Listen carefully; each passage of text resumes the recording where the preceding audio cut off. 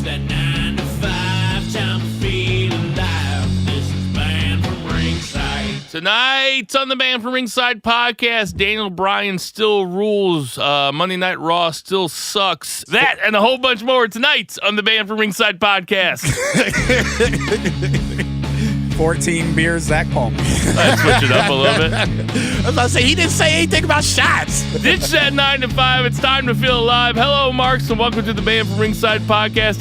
As always, I am your host, Bill Vagey, a.k.a. your commander and beefer. And to my right, as always, we have Two Beers, Zach Bowman. What's going on, Two Beer? It's pretty good. It's pretty good advice. I am usually 2 Beer Zach. I'm No Beer Zach now. I am 5 days sober. Woo. I'm very small, and I have no money, so you can imagine the kind of stress I am under. Well, I hate to finish this beer in front of you, but I'll give you my shit. And to his right, as always, we have Jason Cornelius Bell. What's going on, JCB? Allow us to break down the good book of Banned From Ringside, Volume 84, Chapter 3, Verse 14, and the good smart saith, hashtag boo the heels. It's all good, baby. Shout out to my girl, Becky Balboa. I did not know you were going sober. What's going on? Did you lose a bet? I mean, I think somebody got pictures on my you? life was going the way of Jeff Hardy's, except I wasn't like getting more attractive as I aged and a multimillionaire. But just all the negative stuff. Okay, right on. It's okay. Wow. And to his right, sitting to my left, we have Murray, the Murray Man. Murray, what's going on, Murray Man? What's up? I wanted to make sure everybody knows, even though they're going to be listening to this later, that for next week and previous weeks, we are live on all sorts of social media right now. Find us on all sorts of social media, I think we please. finally got it.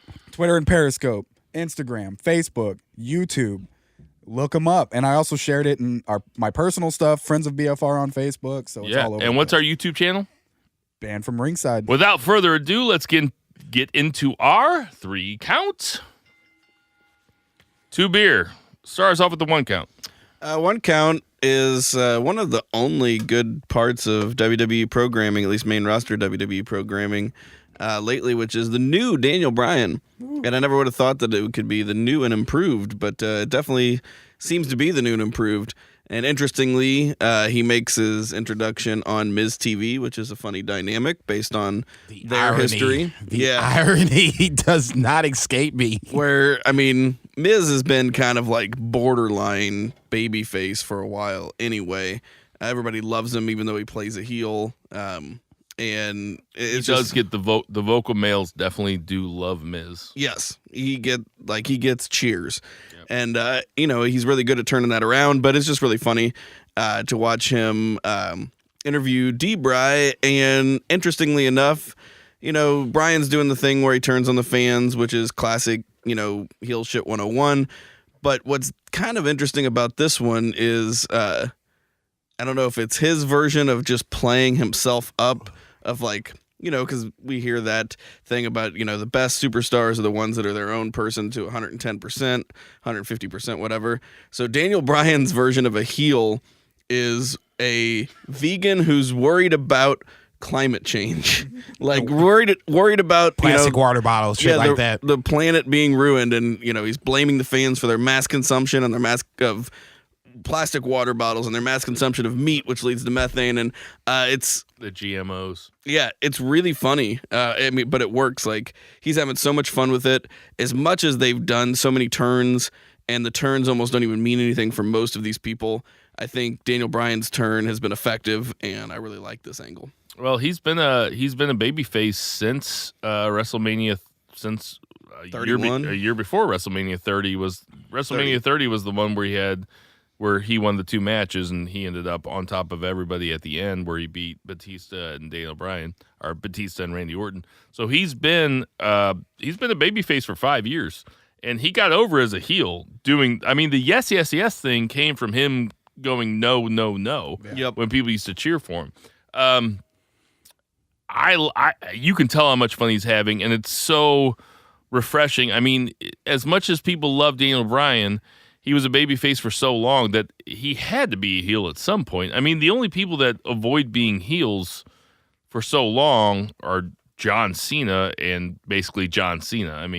Even Roman Reigns was a heel when the Shield came up, and so it's great. I think that it's easy to say that you like heel Daniel Bryan more than babyface Daniel Bryan, even though I think that the peak of all wrestling is when you're a babyface and you can get every single jaded, cynical wrestling fan in the entire arena still doing yes with you, which is what Daniel Bryan had at his apex at WrestleMania 30 and afterwards. At a certain point, he had to turn heel, and it's a new character for him. He's not going back into his old heel character, which I appreciate, and like you said, he's definitely having a ton of fun with it. He's definitely the best thing.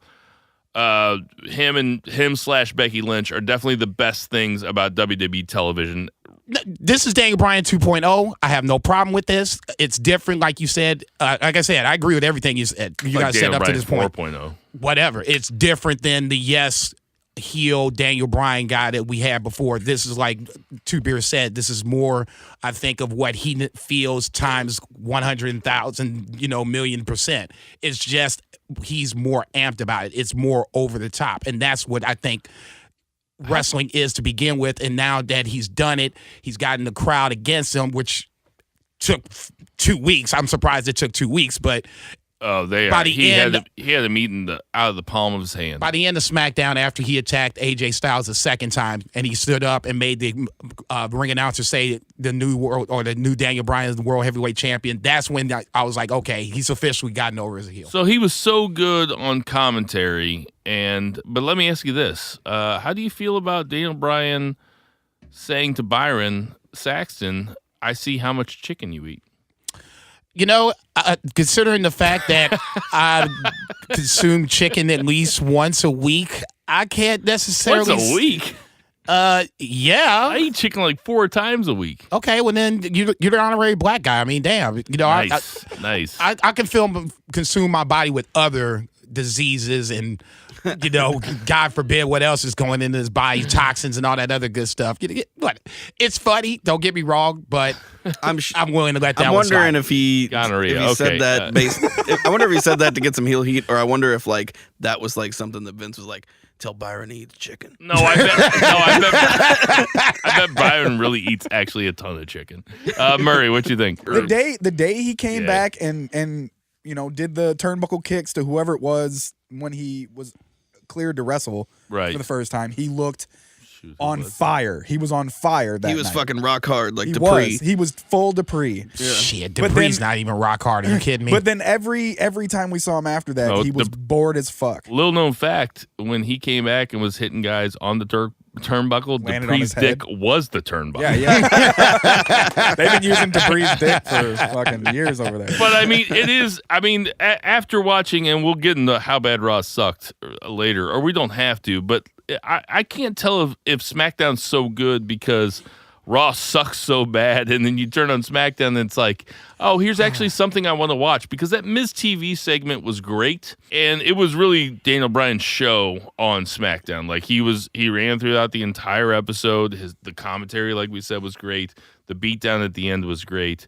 It just shows that SmackDown, we always come back to this every few months, that SmackDown does a lot more with a lot less. Oh, yeah. Which maybe thinks that Raw has an embarrassment of riches, and maybe it should just be a 2-hour show. It's never going to be a 2-hour show. That third I know, hour but is just so much money. It's kind of like, there are some people that if you give them too many choices, they have a hard time making the choice. But if they have a choice between heads or tails, they can make a choice. You know what I mean? And that's how I feel like SmackDown is. Okay, so if you have to make more of little, if you have to be more creative with less, you can.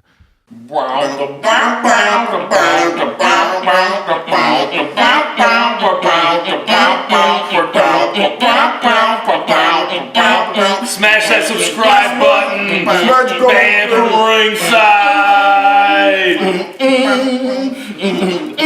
I'm just gonna give you guys a move, but you only have 3 of them, so. That's good, man. Ditch that 9 to 5, time to feel alive. This is Banned from Ringside.